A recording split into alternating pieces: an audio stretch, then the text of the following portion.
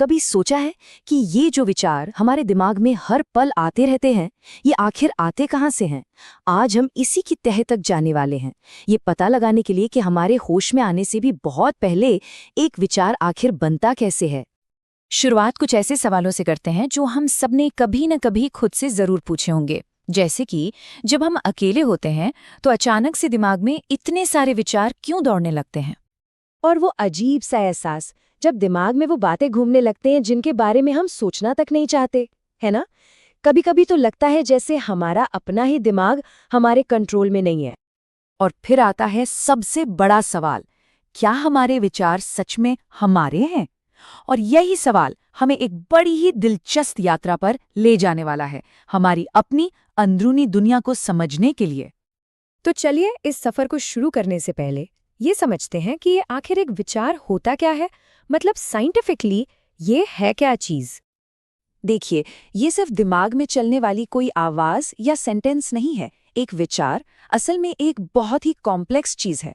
इसमें सब कुछ मिला हुआ है, हमारी पांचों इंद्रियों से मिलने वाली जानकारी, हमारी यादें, हमारे इमोशंस, हमारे विश्वास और यहाँ तक कि हमारे अवचेतन मन में छुपे हुए पैटर्न भी। एक तरह से ये हमारे दिमाग का बनाया हुआ एक पूरा का पूरा माहौल है। अब यहाँ से कहानी और भी ज्यादा इंटरेस्टिंग हो जाती है। कोई भी विचार बस अचानक से पैदा नहीं हो जाता। ये एक प्रॉपर असेंबली लाइन से गुजरता है और हमारे होश में आने से बहुत पहले कई स्टेज में तैयार होता है। ये है वो 7 स्टेप की पूरी प्रक्रिया। शुरुआत होती है एक बीज से, यानी हमारी इंद्रियों से मिले किसी भी इनपुट से। फिर हमारा ध्यान, जो एक गेट कीपर की तरह है, उसे अंदर आने देता है। हमारी धारणा उसे अपने हिसाब से फिल्टर करती है। फिर हमारी यादें उसे एक मतलब देती हैं, इमोशंस उसमें रंग भरते हैं, लॉजिक उसे प्रोसेस करता है और तब जाकर सबसे आखिर में ये एक पूरा बना बनाया विचार बनकर हमारे सामने आता है। तो सबसे जरूरी बात क्या है? ध्यान। हमारा दिमाग ना हर सेकंड लाखों सिग्नल रिसीव कर रहा है, लेकिन हम सोचते सिर्फ उसी चीज के बारे में है जिस पर हम अपना ध्यान टिकाते हैं। तो हमारा ध्यान एक दरवाजे की तरह है, जो भी इस दरवाजे से गुजरेगा वही आगे चलकर एक विचार बन सकता है। और यहीं पर धारणा यानी परसेप्शन का रोल आता है। देखिए, 2 लोग एक ही कुत्ते को देख रहे हैं। एक इंसान उसे देखकर खुश हो सकता है क्योंकि उसे अपने बचपन की अच्छी यादें आती हैं। वहीं दूसरा इंसान उसे देखकर डर सकता है क्योंकि उसका कोई बुरा अनुभव रहा हो। चीज एक ही है, कुत्ता, लेकिन दोनों के दिमाग में जो विचार बने वो बिल्कुल अलग हैं। इसके बाद आता है इमोशनल कलरिंग। हमारे दिमाग में एक छोटा सा हिस्सा होता है एमिगडाला।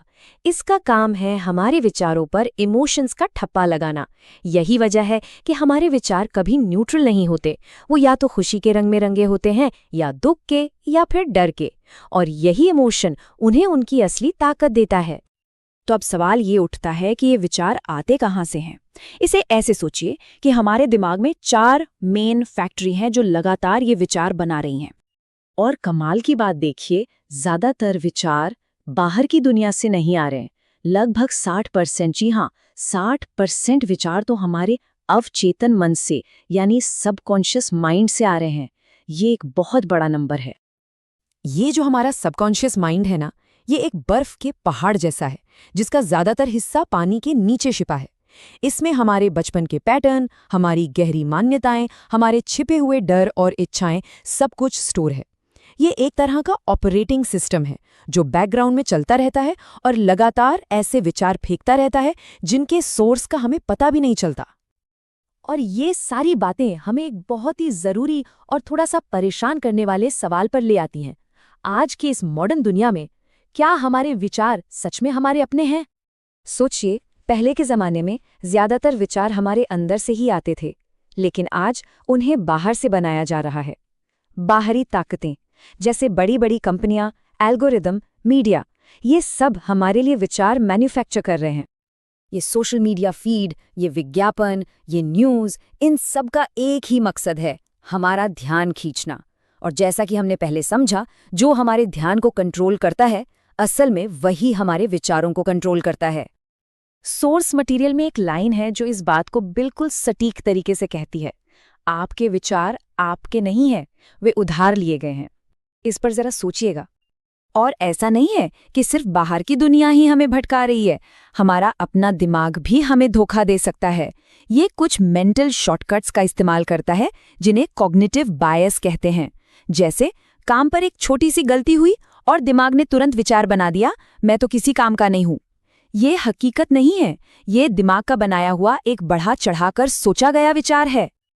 अब ये सब सुनकर थोड़ा डीमोटिवेटिंग लग सकता है ना, लेकिन अच्छी खबर ये है कि सिर्फ इस पूरी प्रोसेस को समझ लेना ही इस पर कंट्रोल पाने का पहला कदम है। तो हम क्या कर सकते हैं? यहाँ 6 बहुत ही पावरफुल तरीके हैं। सबसे पहले है जागरूकता। बस अपने विचारों को एक मूवी की तरह देखिए, बिना उन्हें अच्छा या बुरा कहे। फिर आता है संज्ञानात्मक पुनर्रचना, मतलब अपने नेगेटिव विचारों को पकड़िए और उन्हें चुनौती दीजिए, उन्हें बदलिए। मेडिटेशन आपके ध्यान को मजबूत करने की एक बेहतरीन एक्सरसाइज है। ये सब आपकी अपनी अंदरूनी दुनिया पर वापस कंट्रोल पाने के बहुत कारगर तरीके हैं। आखिर में ये सब कुछ इस एक शक्तिशाली समीकरण पर आकर टिक जाता है।